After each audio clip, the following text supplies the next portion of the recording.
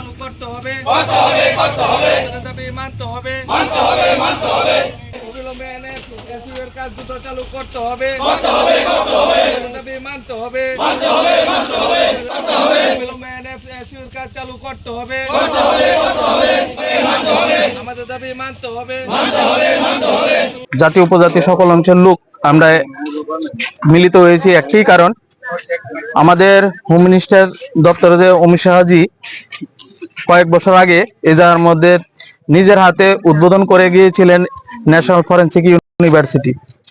আমরা সৌভাগ্য ছিল যে আমাদের ত্রিপুরা রাজ্যের শ্রীনগর গ্রাম পঞ্চায়েতের কান্তরজলাতে এই জিনিসটা, এই ইউনিভার্সিটিটা হবে।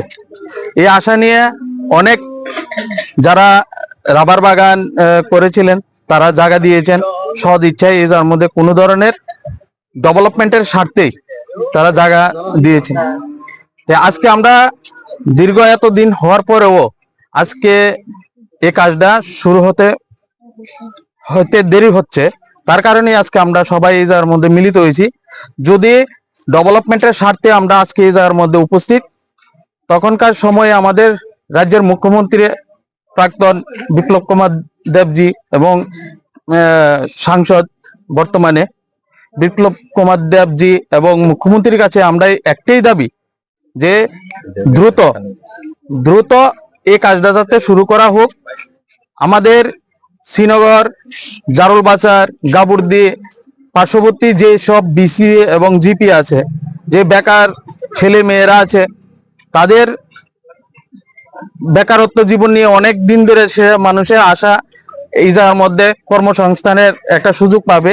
তারই অঙ্গ হিসাবে আজকে আমরা কিন্তু সবাই এই জায়গার মধ্যে মিলিত হয়েছি যাতে কাজটা দ্রুত কাজটা শুরু করা হোক।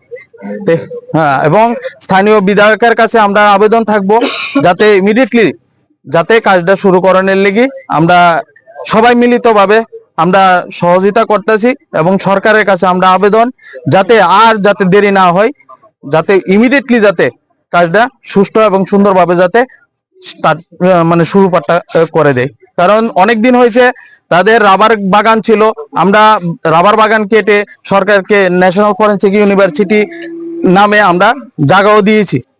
তো দেওয়ার সত্ত্বেও আজকে এতদিন হওয়ার পরও এই যার মধ্যে একটা ইটও ঘাটতি হয়নি। তো মানুষের মধ্যে একটা হতাশার চিহ্ন দেখা যাচ্ছে, এবং যাতে এই জায়গার মধ্যে ন্যাশনাল ফরেন্সিক ইউনিভার্সিটি যাতে অন্যত্র যাতে কোনো জায়গার মধ্যে এটা স্থানান্তরিত না হয়, তার জন্য আমরা সরকারের কাছে একটাই দাবি, যাতে আমরা সমস্ত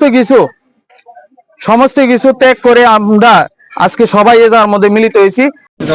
এখানে শ্রীনগরের উপপ্রধান এবং বিভিন্ন নেতৃত্ব এবং এলাকার জনগণ আছে।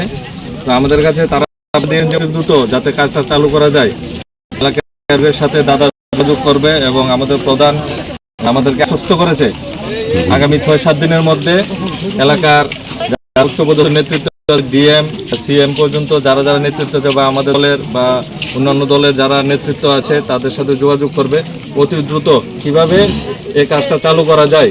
এই কাজটা চালু করলে এলাকার সমস্যা প্লাস আমাদের সবাই বড় কোনো ইনস্টিটিউট বা কোনো প্রতিষ্ঠান বা এলাকার যুবকরা কোনো ব্যবস্থা নেই, তারা আমাদেরকে আশ্বস্ত করেছে যে অতি দ্রুত এই কাজটা চালু করা হবে।